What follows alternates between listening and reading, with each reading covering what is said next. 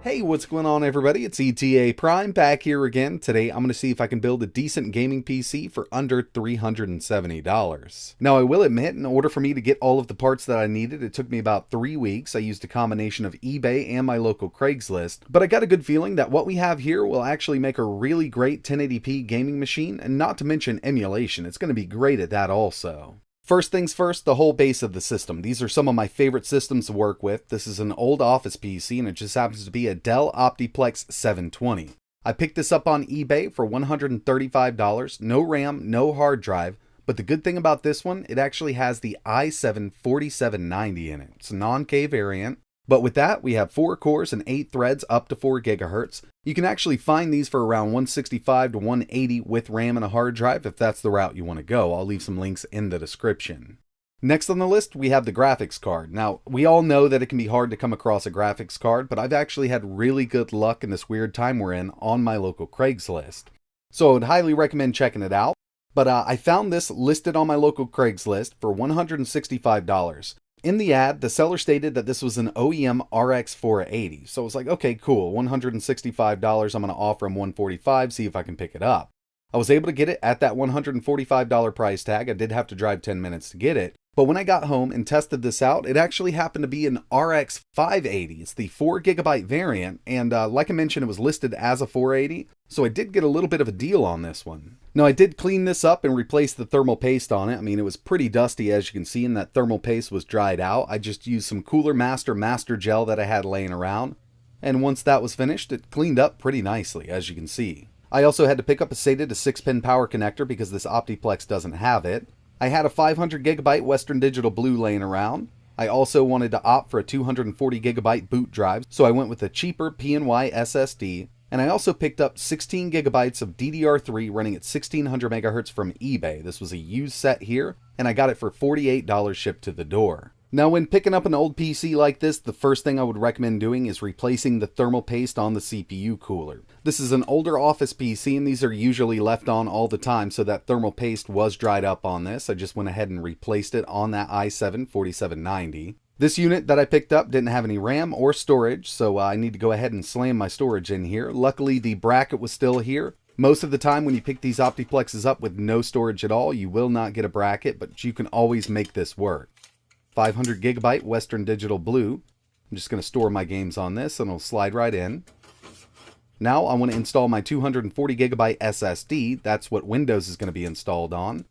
And for this, I just picked up a cheap $7 bracket on Amazon. This will hold two 2.5-inch drives, and we just have that one 240GB SSD in here. So I'm just going to slide it right in here, and it should sit nice and neat. Now I just need to plug those drives in. Now that I have my drives installed, it's time to install the RAM, and as you can see, we do have 4 slots in this PC. I went with 16GB of DDR3 running at 1600 MHz. That's basically as fast as you can go. You don't have to go quad channel with it. You can run dual channel, but I found such a deal on this, I figured I'd go ahead and pick it up. So I'm almost done with the build here. The next thing I need to do is install my 6-pin power adapter for the GPU. This specific Dell has a proprietary 290 watt power supply. The CPU I'm using here will pull a maximum of around 86 watts, and while gaming around 65.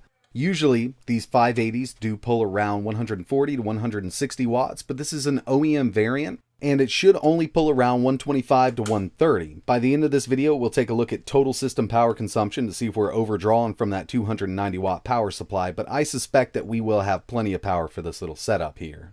So it's finished. It's definitely not a pretty build, but it should be a very functional build at 1080p. And when it comes to emulation, we should be able to get away with up to PS3 out of this little machine here. So I went ahead and installed Windows 10 on that SSD. Everything's been working really well so far. I've installed some benchmarks, some games, and emulators that we're going to be testing out in this video. What I'm going to do now is just connect this to my game capture so we can get a better look at the screen, and we'll see how this thing performs. Alright, so here it is. As you can see, we have the i7-4790, 4 cores, 8 threads. We have a base clock of 3.6 with a boost up to 4.0. 16GB of DDR3 running at 1600 MHz, and the RX580 4GB model. This is the OEM variant, so it's not as powerful as the higher end variants, but I think it will do a pretty decent job. This is a 4th gen i7. I mean, it's definitely an older i7. This is not going to compete with the new 5000 series Ryzens. I mean, it won't even compete with the 3000 series Ryzens. But for gaming and emulation at 1080p, I really do think it can pull it off. First thing I always like to do is run some benchmarks. I just went through a few. First up, Geekbench 5, single core, 994, multi, 3782. Definitely looking really low for 2021, but for an old 4th gen i7, I think it's doing pretty well. Next up, we have some GPU benchmarks with 3D Mark Night Raid. Total score, 26,008. Firestrike came in with an 11,335. And finally, Time Spy with a 4,112. Now, these aren't scores to write home about, but for a budget build, it's looking pretty decent. Now it's time to move into some real-world gaming and see how this thing performs. First on the list, we have Forza Horizon 4, 1080p, high settings. I got an average of 72 FPS out of this one, and if you did need a little more out of it, you could always drop some of these down to medium, but at high, it's working great.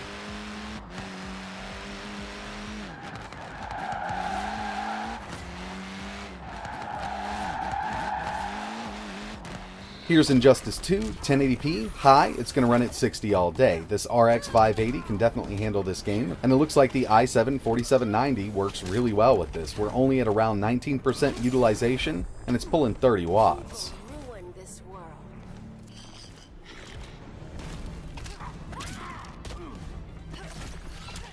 Here's Doom Eternal, 1080p, high settings, we got an average of 71, and I was actually surprised. I didn't think we'd be able to run this game this well.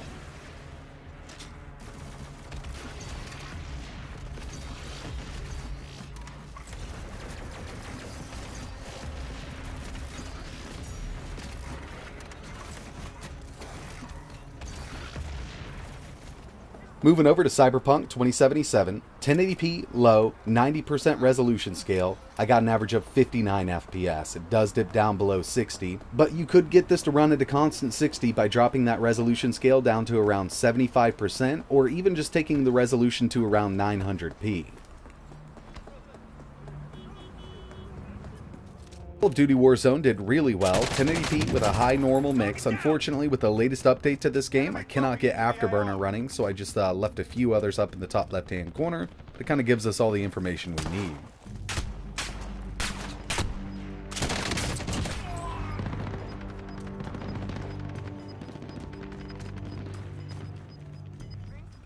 GTA 5, 1080p, high settings, we got an average of 92 FPS. Still one of my favorite games. Looks great at 1080p. Those high settings really make everything pop, and this RX 580 paired with the 4790 can run it.